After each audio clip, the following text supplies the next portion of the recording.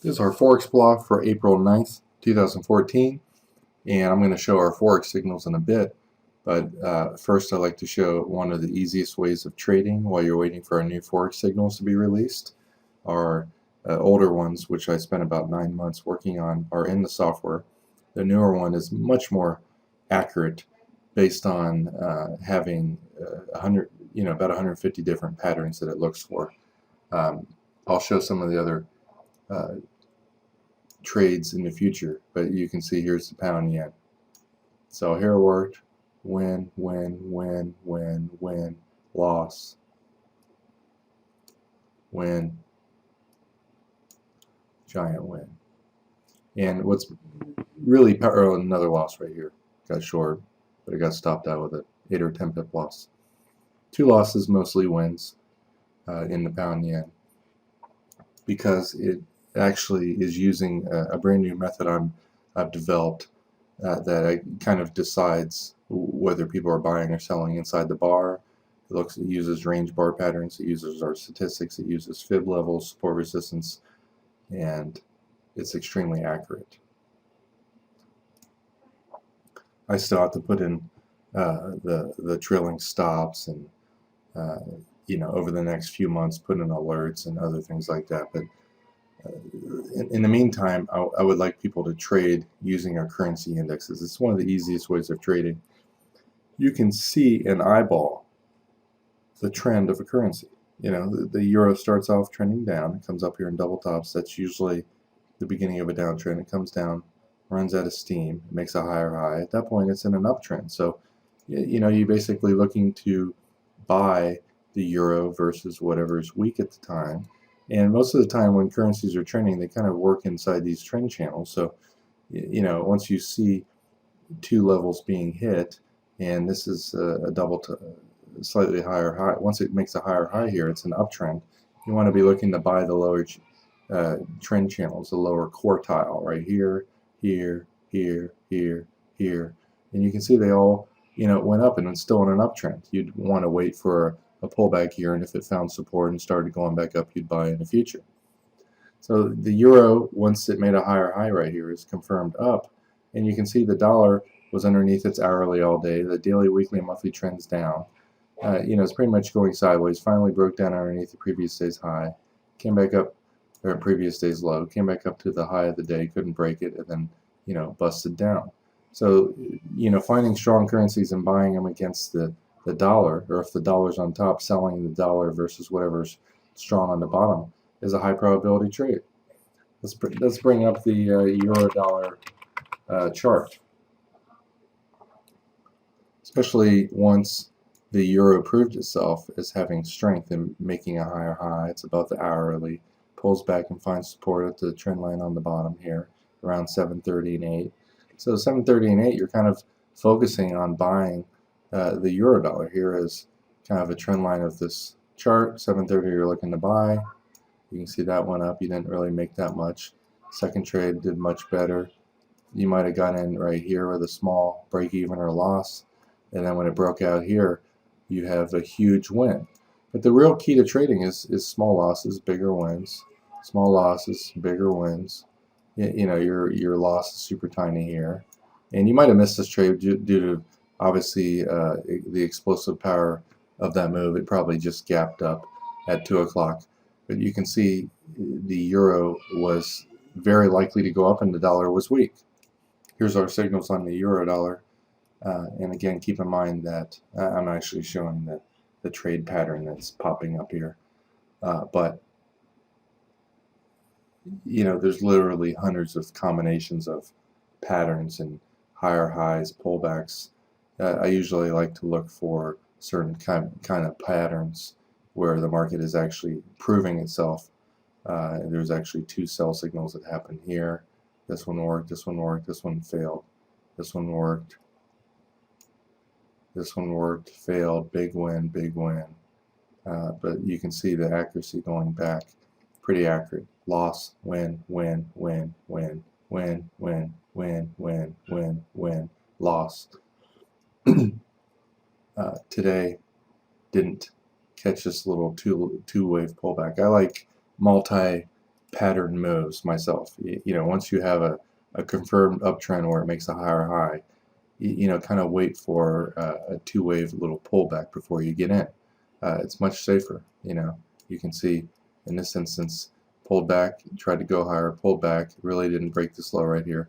Pretty high probability area to buy.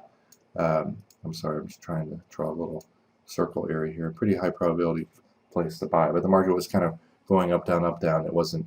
It was kind of a sign of an erratic market, so I typically avoid those type of trades through the program. But as a human, you know, you could get into these trades very, very tight, 8 to 10 pip stop, and you know your profit target ahead of time. Once you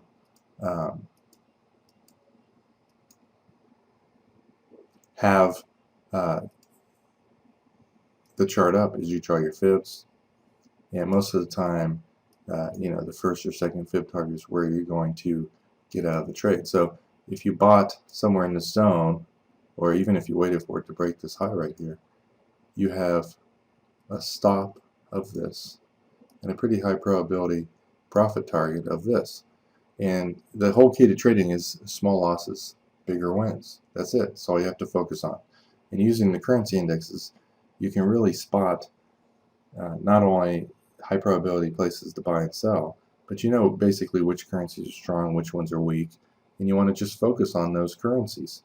So when you get our new version of our signals, which I am anticipating 2 weeks from now, the last 3 weeks I've coded up about 60% of our 15,000 line Visual Basic program, translated it into C++, and 3 weeks ago it pretty much looked like Chinese to me. So very pleased with the progress. I thought it would take 3 or 4 months minimum to get it translated, and the new patterns and signals are vastly better than our Visual Basic ones, because C++ is, you know, sometimes 20 to 30 times more efficient. If I have a rule that has 30 different criteria, if this and if A and B and C and D and E, in C++, if A or B is false, it quits looking at the rest. Whereas in Visual Basic, if I have 30 criteria, even if the first one's false, it will keep going through it like an idiot and trying to evaluate the rest of them, even though it's completely wasted time. You know, so it's literally 20, 30 times faster. So these bar patterns that I have, you know, so many of them coded up, I wasn't able to do in Visual Basic. Once I got to 50 in Visual Basic, it pretty much, you know, was so slow. It took 50 or 60 seconds to do just 2 days worth of analysis, so I shut it off. This one, you know, will do 6 days worth of analysis and do it in about 3.5 seconds. You know, it's just 3 times more analysis and literally 80% faster time because of how robust C++ is. And you can see, you know, on a previous day, the euro dollar is pretty good. Sell, sell. This one here failed. This one worked. This one worked. Worked. Let's go back even further. You know, sell, worked. You know, this one kind of did go up a little bit. Sell, worked. And, you know, a lot of times I'm looking for patterns that kind of go up, down, up, fail to break out higher, because the market's frequently failing at the highs and failing at the lows. And then when it closes down, it's actually going underneath where most people have trades in positions. I am using market profile technology even on range charts. So we're looking at all the ticks that make up this bar. If you click on this bar, you can see there are 17 price changes. Usually there's quite a bit more than that. Here's 82. You can see the volume. During this 5 pips per bar range chart, there was 82 different price changes in that bar. This one right here, 118, 48.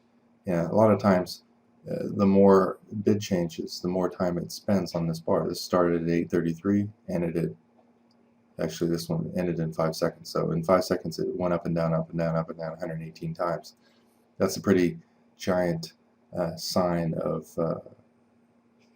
you know, a likely upcoming reversal because it's up so much. Anytime it moves up and down that much, after an explosive move, typically you're going to get a little bit of a pullback. But anyway, there's a bunch of different things I look at inside each bar to find high probability trades. Yeah, so I will end today's blog. Sorry for rambling on and on. But looking at some of the other currencies, and you can see the Australian was broke out last night, pulled back to its hourly previous day's high and found support. It was pretty much strong until 9 o'clock right here when it broke underneath its hourly. So you could sell, sell, sell, but before that you're looking to buy. We all know that the dollar was weak, so we're looking to buy the strong Australian versus a weak dollar. Again, like I said, until 9. And basically there's two methods that we're looking for, kind of a pullback. So you go short, your stop's underneath here. You really didn't make that much. Second trade, here's your stop. You made a lot. And really, like I said, the key to trading small losses, big wins. First trade, you probably made 1.5 times your risk.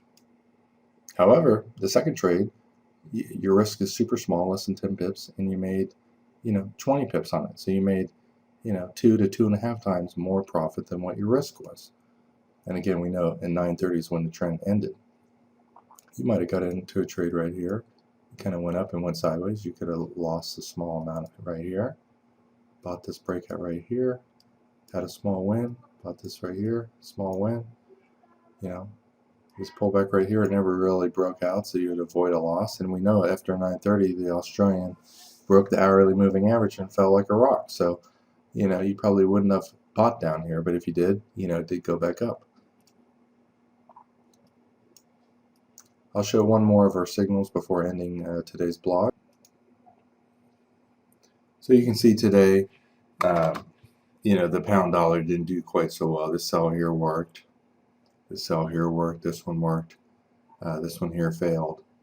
It failed to catch this low right here because it was, it actually in a downtrend, so we wouldn't be buying the low. And typically I look for a certain type of multiple bar pattern. So this one just basically shot up like a rock, pulled back. A human trader would see, and I have yet to code this into our system, a human trader would have seen that the previous 3 swing highs is right here. And so there was major selling at that level for hours and hours. And once it broke above it, when price came down to it, it acted as a resistance area, now acts as support. Everyone who was short from before can now get out of their trade if they failed to do so on this breakout right here at break even. Imagine yourself selling here, here, or here. The market's going your way. Maybe you expected a bigger move. There are a lot of traders that are longer term traders, not just looking for 10 to 30 pips like for the most part I am. And so when it shot above here, they are confirmed wrong. Their target might have been 6,700, 6,650, 6,600. They might have much longer term horizons. But once the swing was broken, at some point their stops get hit, and that triggers buying, which helps it go up. Short-term traders also see the breakout right here and are looking to buy the first pullback. Pretty much a no-brainer trade. I'm going to have to code this into one of our patterns, and that's pretty much all I do every day is look for certain repeatable high probability patterns like this. This is a 1, 2, 3, 4, 5, 6, 7, 8, 9, 10 bar up and then pullback. I would, if I was coding this up, basically do 8 bars in a row up, and then basically 4 or 5 bars down, add up previous swing level, you buy here, and as you can see, it's just off to the races. Typically, you would not be buying this at the low. It's in a downtrend. But once it proves itself being strong, this is a very high probability place to buy. So anyway, I'm sorry for rambling on.